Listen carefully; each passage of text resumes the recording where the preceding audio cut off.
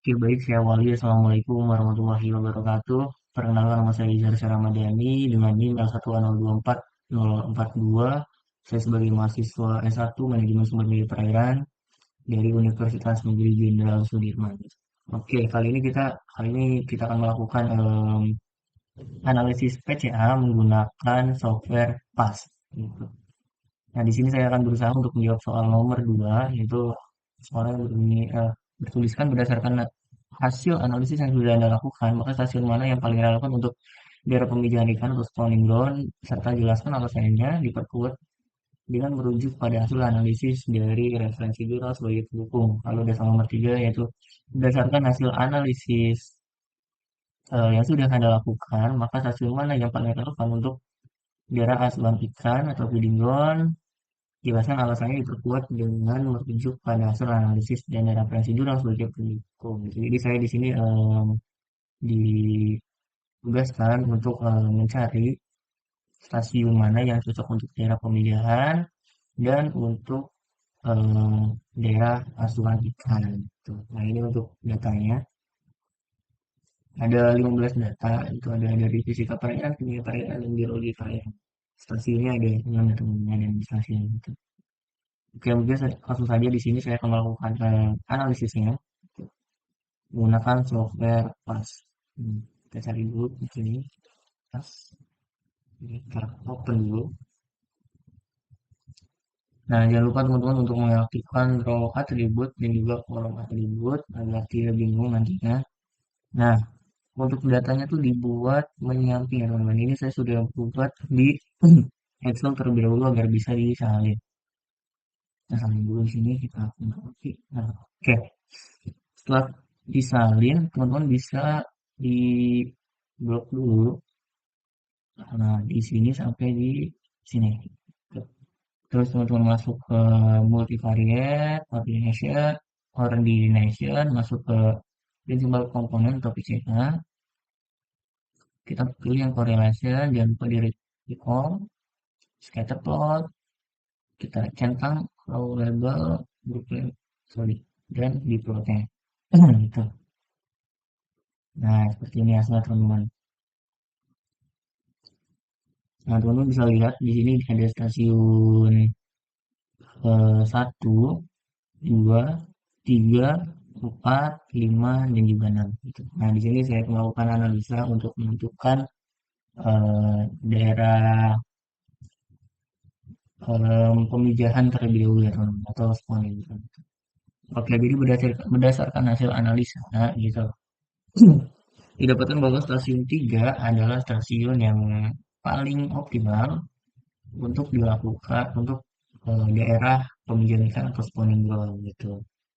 Mengapa di stasiun 3? Karena posisinya yang sangat dekat dengan vektor DO dan juga pH. Serta di sini ada juga vektor larva ikan. Nah, hal ini penting karena DO yang tinggi menunjukkan kualitas air yang baik, gitu. Sangat dibutuhkan oleh telur dan larva ikan untuk bernafas di fase awal kehidupannya, teman-teman. Selain itu, pH yang netral hingga sedikit basah juga mendukung perkembangan telur atau embrio ikan secara optimal. Hal ini didukung oleh referensi terbaru seperti referensi dari Saputra et al. Pada tahun 2003 dari jurnal Pasir Laut yang menyatakan bahwa kelimpahan larva ikan sangat berkorelasi dengan DO dan juga pH gitu. Terus juga ada dari Avandi et al. Pada tahun 2021 serta ada dari Gunadari et al. 2024 yang menunjukkan pentingnya DO dan pH untuk habitat pemijahan alami bagi sidat. Nah, jadi bisa disimpulkan di soal nomor 2 ini, daerah untuk pemijahan yang paling optimal ada di stasiun 3. Gitu.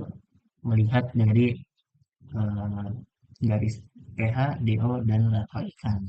Gitu.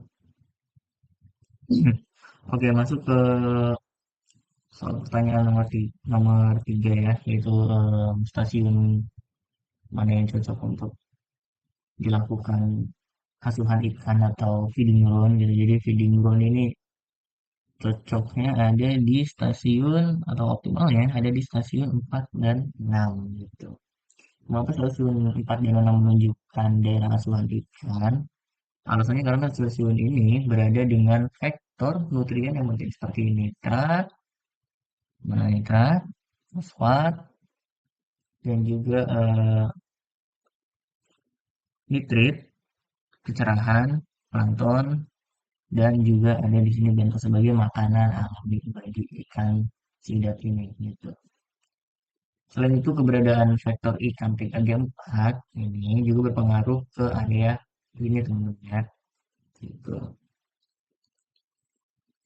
Nah, menandakan banyaknya ikan sidat yang masih berusia muda di sekitar stasiun 4 dan juga 6. Referensi yang mendukung ada dari Prama dan Kurniaji pada tahun 2022 yang menjelaskan bahwa hubungan antara fosfat dan nitrat dan ketersediaan pakan alami. Lalu ada dari Rian et al. Pada tahun 2019 dan Pagriansyah serta Supriyono pada tahun 2021 yang menyebutkan bahwa kesuburan air dan kecerahan adalah kunci dari keberhasilan daerah asuhan ikan gitu. Jadi nomor 4 dan stasiun 4 dan 6 ini sangat optimal, sangat cocok dijadikan sebagai feeding ground atau daerah asuhan ikan gitu.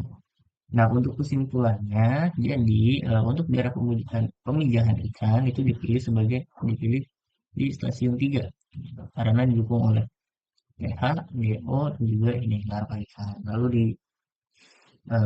stasiun 4 dan 6 ini sangat cocok dilakukan untuk daerah asuhan ikan gitu. Karena didukung oleh kesuburan perairan dan pakan alami yang melimpah dilihat dari eh, kecerahan, bentosnya, nitratnya, terus fosfatnya itu sebagai pakan alami.